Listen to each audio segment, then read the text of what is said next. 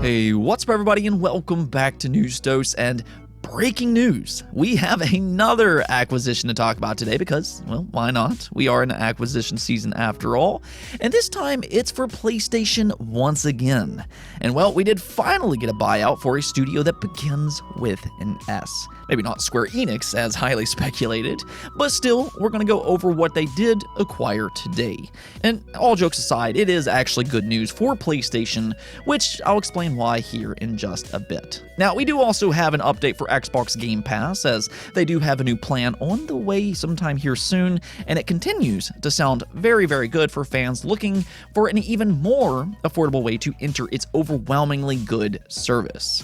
Before we get into the news, though, if you're not already subscribed, make sure to change that right now. I'm here every weekday, and we talk about all kinds of things on the channel. We talk about PlayStation, we talk about Nintendo, Xbox, Steam, as we're getting ready to here in just a moment. You name it, I try to cover it the best I can. Really, we just like games here, and if you're the same, hit those buttons below.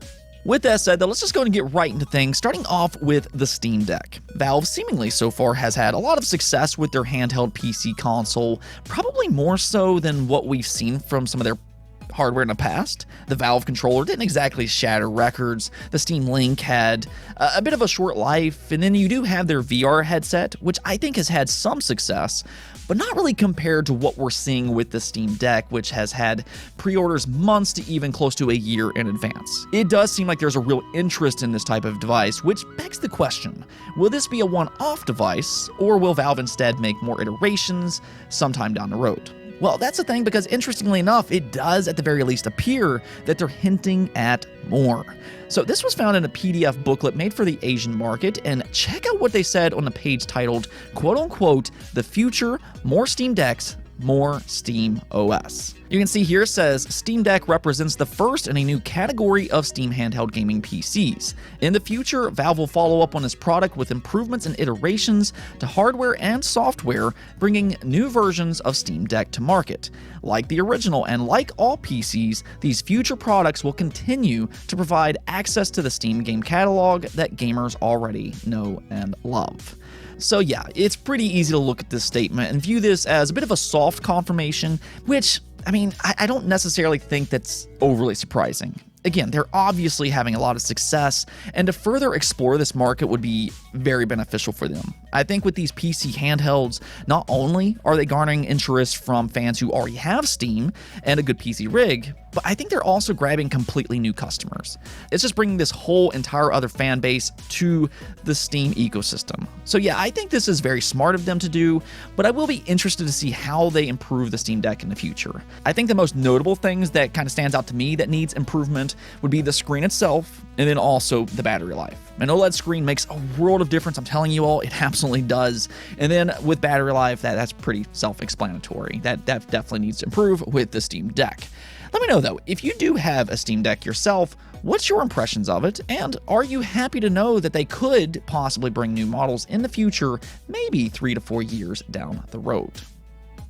Next up here, one big story last week was that Denuvo is heading over to the Nintendo Switch, which has caused a lot of concern from fans online, and rightfully so. While Denuvo is technically designed to slow down piracy, it's also infamous for impacting performance on PC with things like microstutters, as an example. So yeah, with that, fans aren't exactly thrilled with it coming over to the Switch, and apparently there's been so much noise over this online that Denuvo felt that they needed to respond to multiple concerns. Yeah, this was posted up over on Kotaku, where they first responded by confirming that Nintendo themselves is not involved in this new Switch DRM initiative, which that's a very good sign that first-party games at the very least will not include Denuvo. But then they also went on to claim that its inclusion will not affect performance. They said, software publishers in Denuvo take great care to deliver the best gaming experience. The protection is designed not to affect gamers' experience, and that it does not apparently have any game performance impact. It is the same for this new solution when protection is only active in non-performance critical code parts. See, I hate these type of responses because it feels like they're just denying the ongoing evidence that Denuvo has, in fact, affected performance in the past. Fans aren't just making this up. So it just feels like to me that they're taking no responsibility here and that they don't try to explain how they might have improved it either. It just reads like they're basically saying, Denuvo's fine, it's always been fine, and we're bringing it over to the Switch. I guess we'll see how all that works out in the long run, but if they did say something here that could possibly alleviate some concern, is with their next update. They did explain this. We are aware that the Nintendo Switch is a mobile console and therefore has limited online capabilities, so we designed our solution to be fully offline, no online checks required. So that there is a little bit of a silver lining, I guess, but yeah, we'll just kind of see how all this plays out in the long run. At the very least, Nintendo's not involved with this inclusion, as I mentioned before, which is a good sign for their games. I guess we'll just have to kind of wait and see if any third party wants to include Denuvo, which from what they're claiming here, a third party did request Denuvo on the Switch, so I guess we'll see who does it and also how it will affect said game. Now, we do also have another PlayStation acquisition to talk about today, which kind of threw me off when I first woke up and saw this, but they've now officially announced that they're acquiring Savage Game Studios. Now, you're probably wondering who this is, and yeah, I'm with you all here. We're all just kind of learning this one together, myself included. This, though, is actually a brand new studio that was founded in 2020, which focuses on mobile games.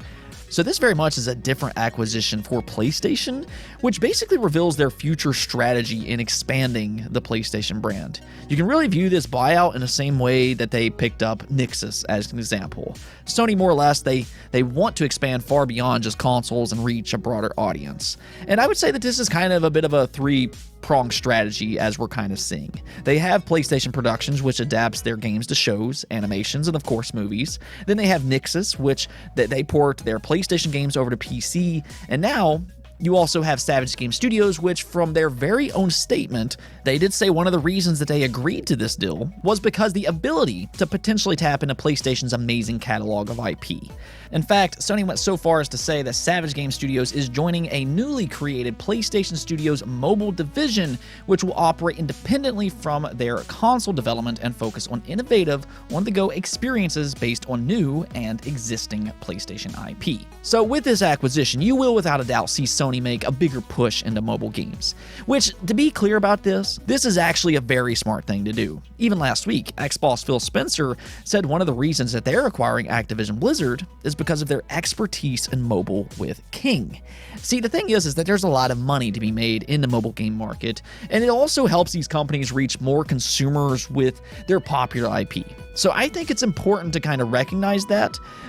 On one side, yes, while an acquisition like this is probably not necessarily super exciting for most of us hardcore gamers, I mean, I personally don't care for mobile games all that much, but if you look at the bigger picture here, it does tie in with improving the brand recognition for PlayStation, or with King, the brand for Xbox. There are major benefits of having studios like these. As for Savage Game Studios, though, this also leans into another rising strategy that we've really seen from Sony as of recent. Savage Games did say that they're working on an unannounced AAA live service game. And Sony seems to, they seem to be making a huge commitment to these type of games. They've made a lot of money on games like Fortnite, and I guess with that, they kind of saw the light of the day. They can make a lot more money if they kind of make their own big live service game. And you can kind of see that with some of their upcoming games or even acquisitions. Of course, they have Naughty Dog working on a big live service game. You have Bungie, they acquired them, and that's what they're kind of known for. And it really seems like they're just going all out to make their own money-making machine. In fact, I mean, we know they have like 10 live service games coming over the next few years, and I'm sure that they're hoping at least one of those, just one of those, will take off in a big way.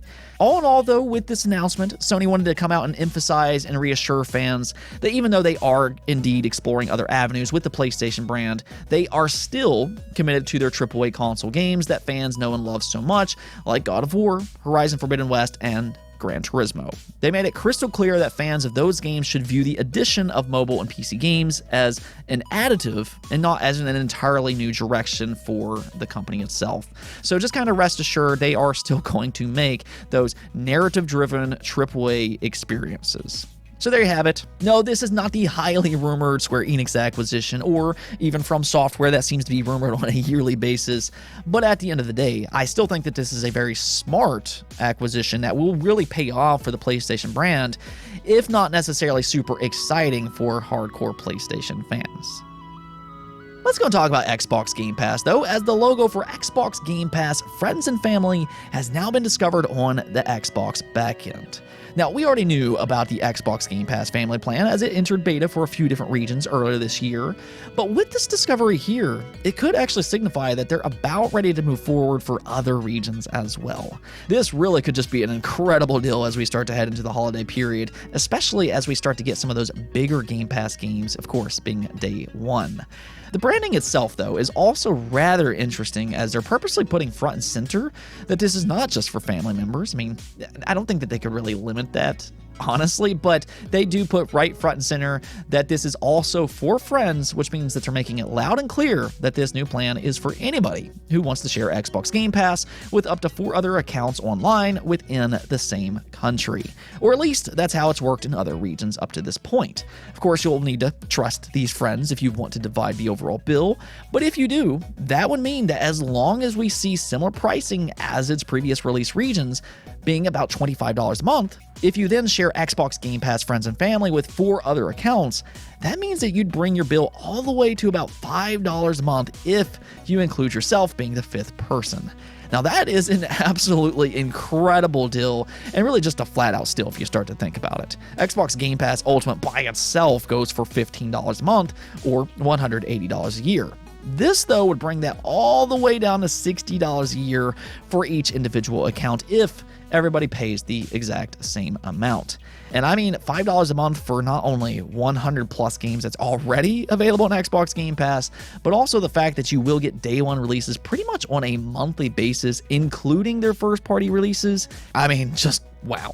This being Xbox Game Pass Ultimate, though, that also, of course, means that if one of your friends play on PC, it will benefit them as well. This is not just for consoles alone.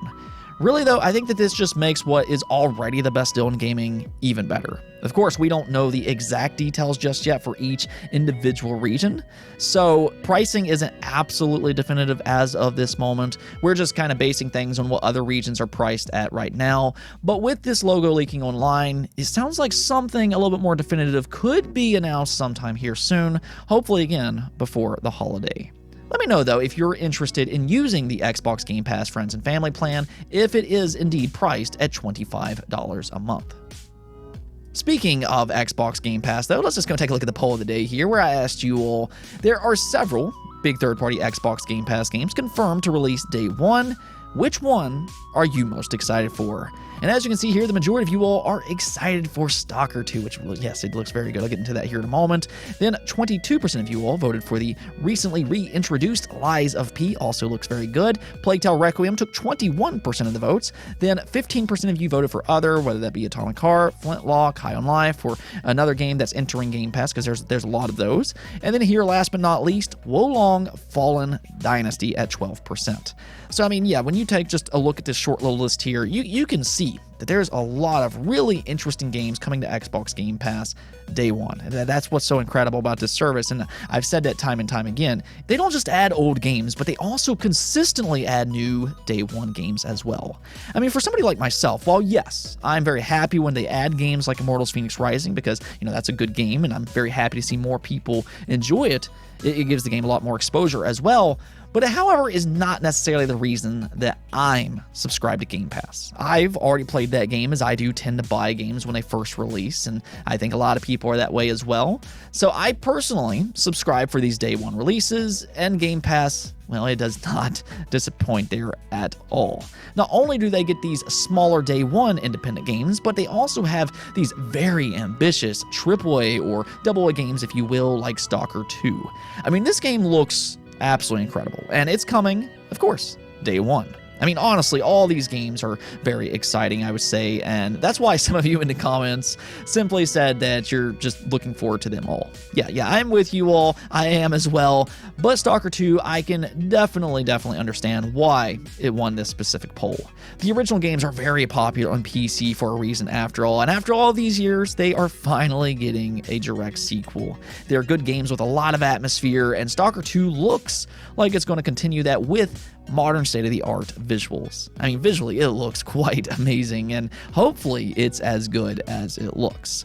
Really, the same can kind of be said with Lies of P. It's drawing a lot of comparisons to Bloodborne. It's got a similar atmosphere and combat style, but it does look very good. I mean, we have seen some Souls-likes fail in the past, but Lies of P seems a little bit more well put together, and the fact that it is coming to Game Pass day one, I mean, what's not to love about that? Then you have Plague Tale Requiem, the sequel to one of last generation's better story-driven and stealth-based experiences, and even Wolong Team Ninja's next game is coming day one.